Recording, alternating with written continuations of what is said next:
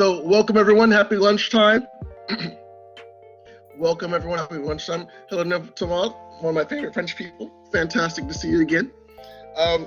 Happy Friday, hope everyone's doing fine. You survived another week of virtual life. The good news is that restaurants are back open now, so you feel free to get that bite to eat, but of course in a safe way. And if you're holding GameStop, AMC, or Best Buy stock, hold the line. Hold the line. With that said, we're going to get started today on our topic of today of applicant tracking systems. Something we all love, something we all hate, something we all unfortunately usually have to deal with when we apply for a place online. So I'm going to get ready to start our screen. So we're going to get started on beating the machines. How we're going to navigate navigating through this automatic tracking software or applicant tracking software in our job search. So please put in the chat if you ever applied to a position online before.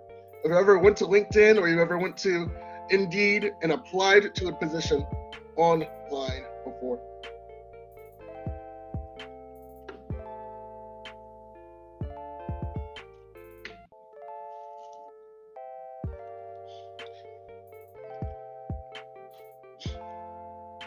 Absolutely. Let me make sure. I'm sorry. I think I have two screens. Can you all see the other screen? Okay, good. Perfect. So making sure it's well, it's everyone. Absolutely. Cool. I want to make sure everyone can see my screen. Good. Fantastic. Sorry about that, y'all. Cool.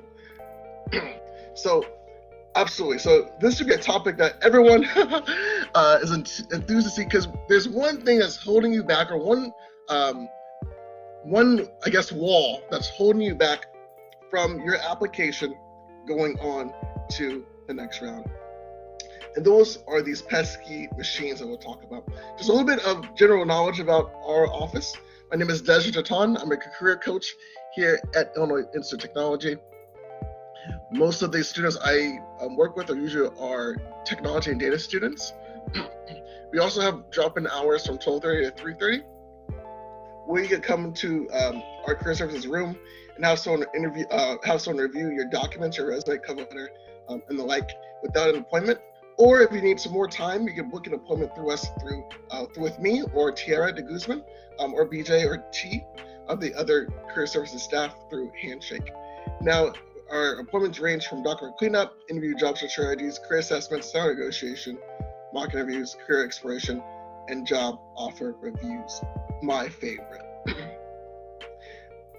If you're here on the call now, please don't forget to sign up for our virtual career fair. It happens once a semester. We'll be using a platform called the Intern X to host it virtually this year.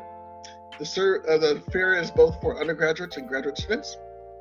And we have some career fair prep sessions coming up in the month of February, so be on the lookout for that so that you can make your best impression and get that job based at the career fair. Awesome. So don't forget to register today with that link right here. So what we're going to learn today. At the end of this presentation, you'll be able to hopefully understand what automatic or applicant tracking systems are and how they influence your job and internship search, and then also how to prepare your resume to interact with automatic tracking system software. Okay? So what is applicant tracking software? Why does it matter? So applicant tracking software is software used by companies to assist basically HR, recruitment, or hiring needs. Think of it as your Microsoft Word or the like for hiring. Now you might be asking, what type of companies use ATS systems?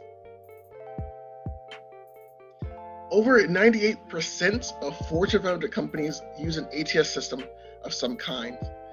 With that said, on average, there's about 250 resumes for each corporate job opening. So this is the part where people love ATS systems, and this is where people hate ATS systems. If you have one application and you're getting 250 resumes, that is a lot of resumes to read through. If I spent a minute for each resume, that's 250 minutes. That's close to 3 hours just looking at close to 4 actually, looking at resumes. You might be thinking there's a better way to utilize this time, and that's why applicant tracking systems were made. So we're going to dive a little deeper into ATS systems. There's 3 primary ways that ATS filter and rank applicants. You have something called knockout questions, right? So think of like almost like Boolean true or false. You have automatic rankings, and then you also have keyword searches. So first, we're going to dive into knockout questions. So knockout questions are basically Booleans true or false, right? So the first one is usually work permissions. So this is a lot of where we see a lot of unfortunate international students suffer a lot of it, is that applicant tracking systems, they might parse your resume to see, or usually that question at the end of resumes or questions that you see in the hiring form, do you either need sponsorship now or in the future? Right, that's a Boolean question, yes or no. If it's clicked, you might just receive an auto rejection. Another one would be work experience. Has this person worked before? So now this could hinder a lot of undergraduates who've maybe never had an internship before, or graduate students who've never worked outside of academia. That's going to be another knockout question. Some other knockout questions are software ability and technical questions. So this is usually used when you have a technical assessment, as well as if they're looking for certain software. This is the one where it says, for example, Python required, right? So that'd be like a knockout question. Same thing with bachelor's degrees or training in the education section, work preferences, and sometimes demographic questions as well. Usually the knockout questions, usually when you go to applicant tracking system, they'll rank you, or they'll give a checkbox based on those things. So if I upload a resume, I have Microsoft Word, they have no experience, some ability, moderate ability, and expert. All those are again scored in the back end. Now, the second way that ATS systems rank you or look at your resume is automatic rankings. So what happens is automatic rankings, they assign rankings based on applicants based on those questions and answers and keywords on the resume or other criteria that the human resources or the recruiting team puts in place. So for example, if I'm looking for a machine learning or engineer or the like, there might be other people that apply. Let's say someone applies as a software developer, but they have no machine learning experience. Another person applies and they have extensive machine learning experience. In the back end of the software, they'll be able to see applicant 2 is more highly qualified than applicant 1. And they'll give stars or rankings or tiers based on those type of people. Now that affects, so that ranking affects, of course, your hireability, but also affects your compensation. So let's say I'm a 4-star, 3-star applicant, and I get a job offer, but then I know that, but then on the back end, if I'm a hiring manager, and I know that I also gave, I also am looking for like a 5-star person, I might try to price them out so that they either accept or deny in certain ways. And then last but not least, and this is something that we all can do, even better, is keyword searches. So of course, keyword searches, they search for applications based on key terms, including specific job titles, hard skills, proficiencies, and experiences. So let's dive into Jane Doe's resume real fast. So we see here that Jane Doe is a digital marketing specialist. She's good at coordinating market policies, identifying new potential customers, pricing strategies, and the like. You see some certifications that might be in the job description, like SEMrush. We see her marketing skills. She's good at SEO, Google, email marketing. We see that she's multilingual, or trilingual in her sense. You also see keywords or press releases, statistical information, and the like. All of that is purposeful. All of that is purposeful. You'll see here that in our upcoming sessions how to beat these things. So now that we know our opponent, we have to overcome keyword searches, we have to overcome automatic rankings, we have to overcome knockout questions. How can we get past these pesky machines? First thing you need to do is you need to customize each resume to each job posting. The first thing you can do to overcome this is to customize each resume to each job posting. So there's different tools online. You have word clouds, you have resume checkers or resume scanners, you have jobscan.co, where you take the job description and then you take your resume, and then it will give you a score of a resume based on that job description. So why is this important? You don't want to take your general overall master resume and apply it to all these different jobs. You want to make it as succinct and as different as possible, just based on that job description that you get. You also want to use the same words as a job description. Now this gets very tricky. So let's say, for example, they're looking for someone with a bachelor's degree, and you put BA, and that's just it.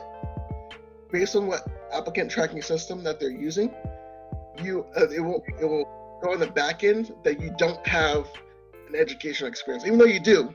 But just because you just put BA instead of spelling out bachelor's of science or bachelor's of arts, sometimes some applicant tracking systems are not sophisticated enough to know that that is an abbreviation for bachelor's of arts.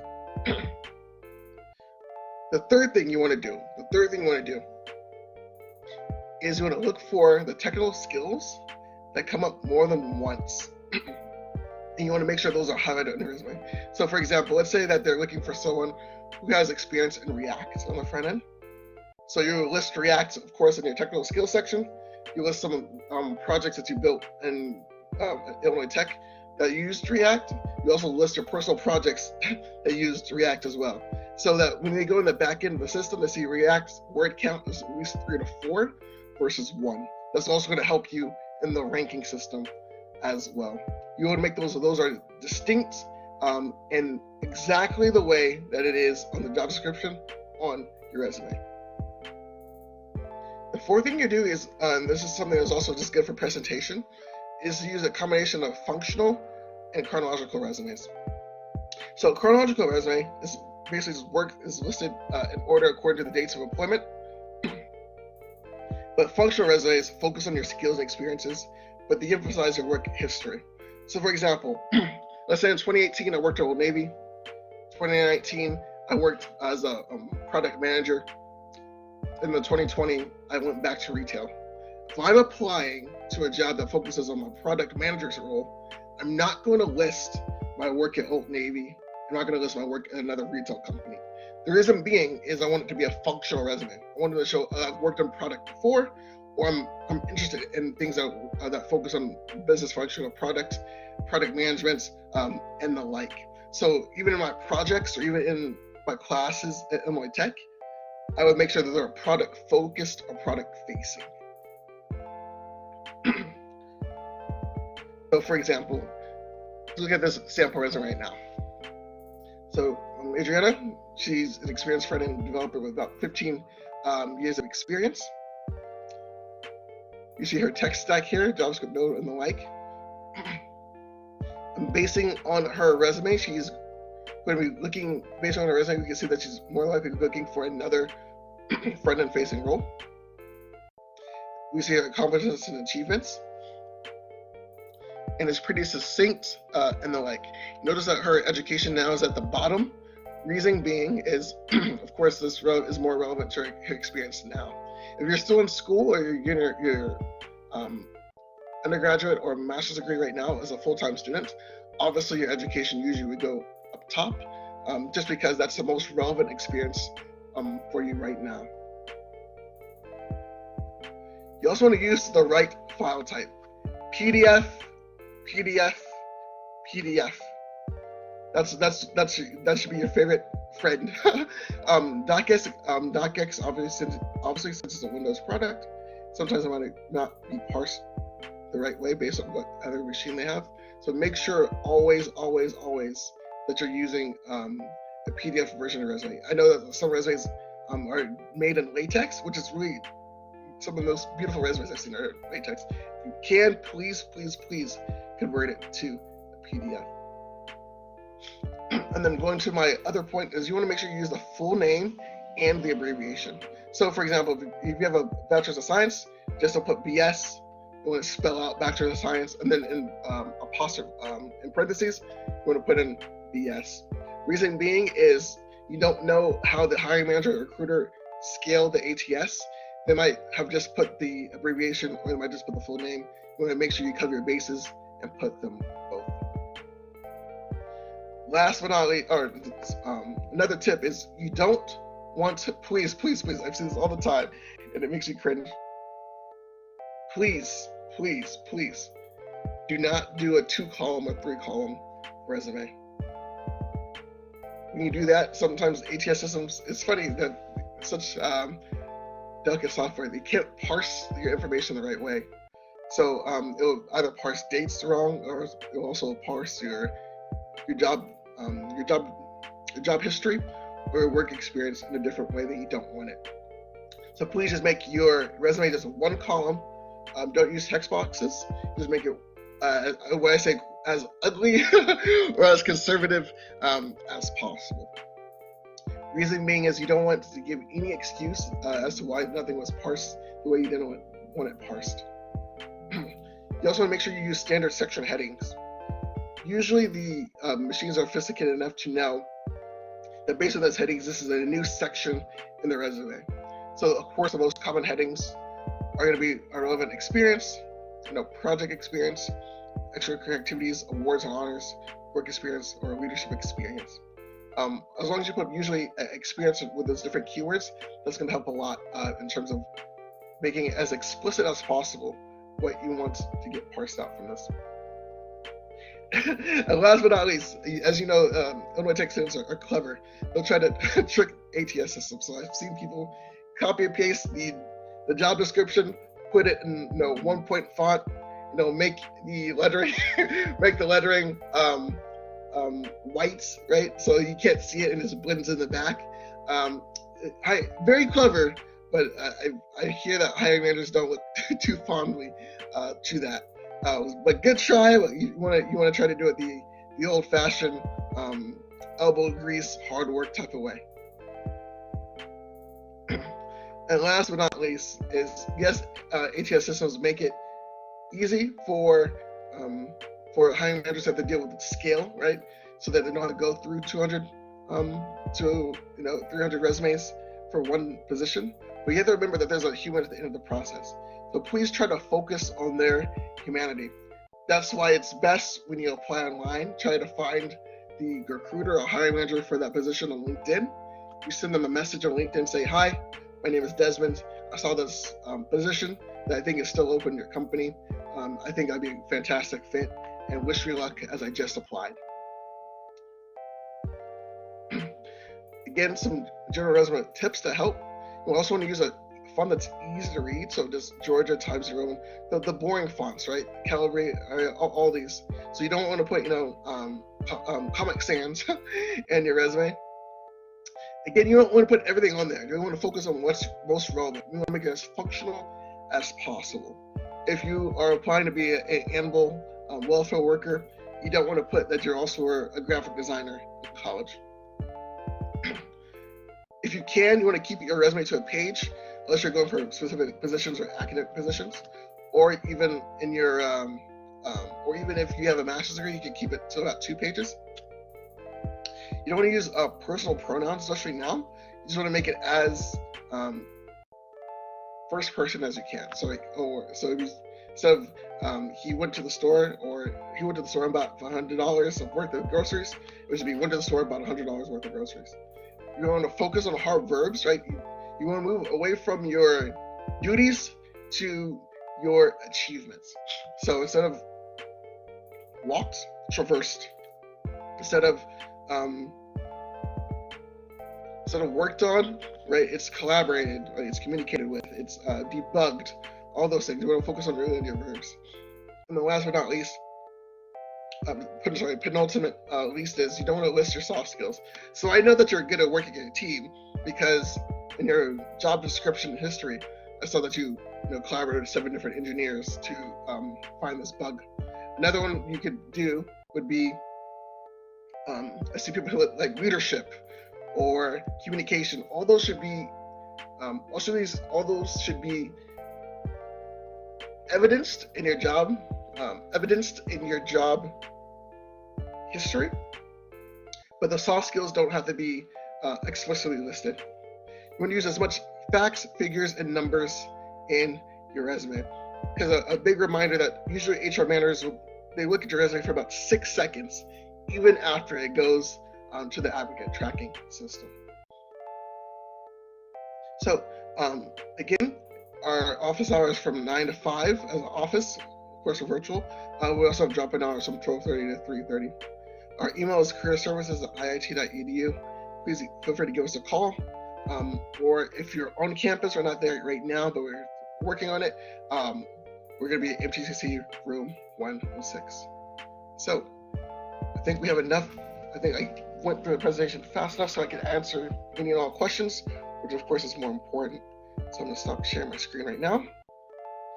And then I'm going to get back to the chat room for any questions.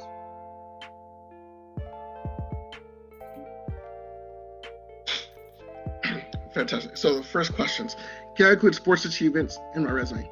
Absolutely. Especially if it shows leadership.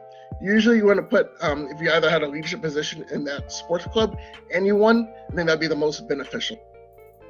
Thanks so much for that question. Out of everything, I think I got it right. Please let me know if I said it right. Anang Zeb asks, will this presentation be available to download?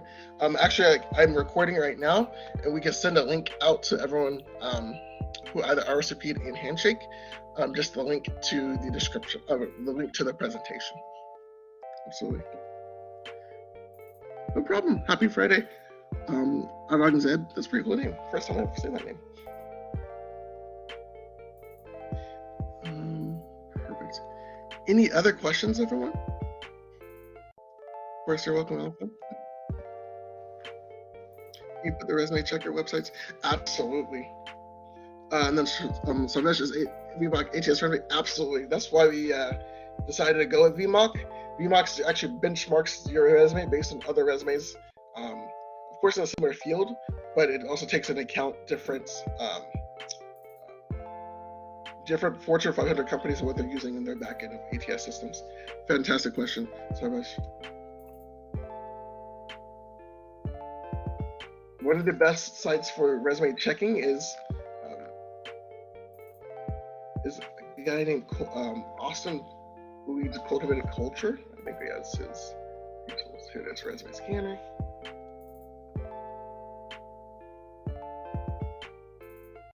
That's one of my favorite ones. We also have jobscan.co. The thing with JobScan is I think you only get about 5 free. But if you use, of course, if you use like Incognito or something like that, and I think you get more.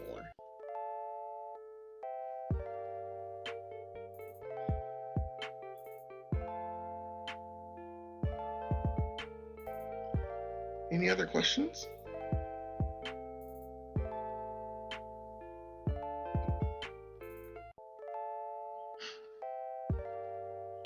Yes, I see that all the time.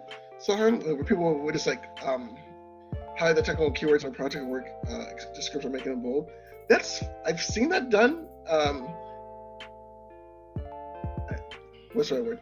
I don't know the data in terms of if it enhances your chances or not. So it's good to see you again. But feel free to do it. I don't think there's any deterrence to doing it. So, but good question. Good to see you again. Shraddha, what's your question? Actually, I have posted a question, but I don't think it is visible in your chat. Oh, you said you posted a question in the chat? Yeah. Did I miss it? I might have missed it. Do you mind reminding me what their question was? It is about if I have an experience of more than like 5 years, or I have worked at multiple places. So is it okay if the resume is more than one page? Is it ideal?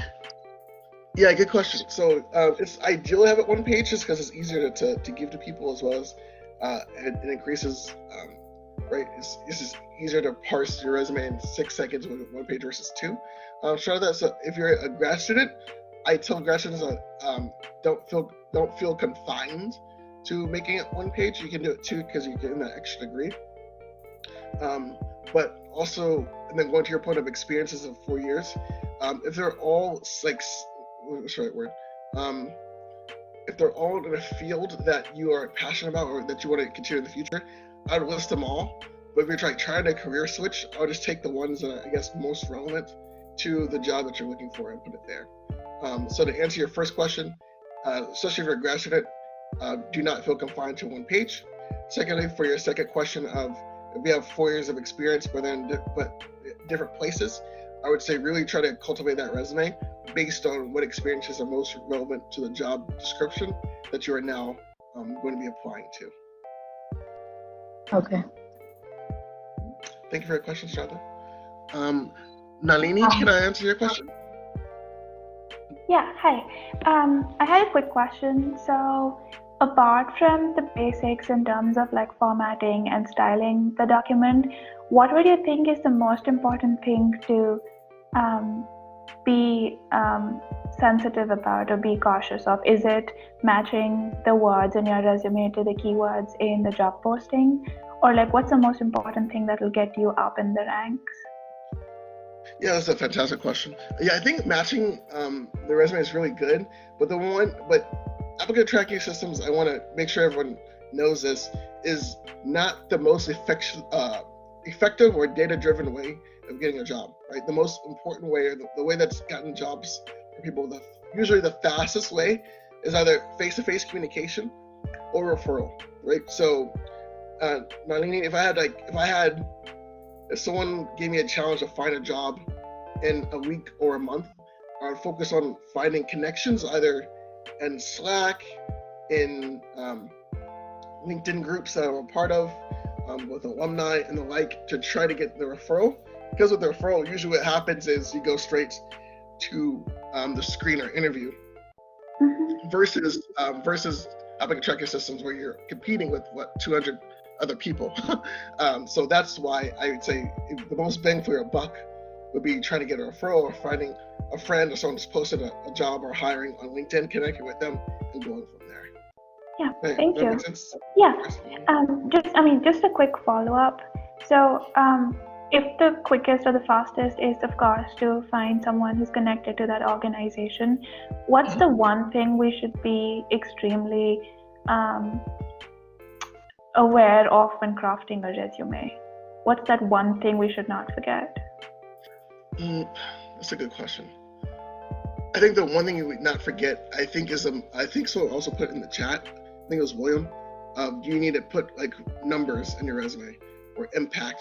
I think when you make sure that your resume is geared towards impact and what you achieved, that's what's gonna be that's the most important thing of your resume, of showing because of this or because of my accomplishment, because of me being at this company, your company either is going to make more money, save money, be more productive, or increase scale. Those are the things that you should make sure are in your resume. That's a non-negotiable. Thank you. And then going to William's point, is necessary to put numbers in the resume that can improve performance by 10%, etc. I highly recommend yes, just because that is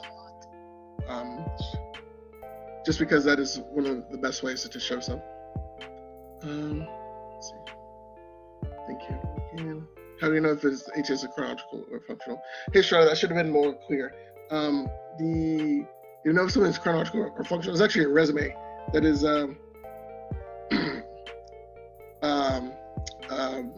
it's actually your resume is either going to be chronological or functional.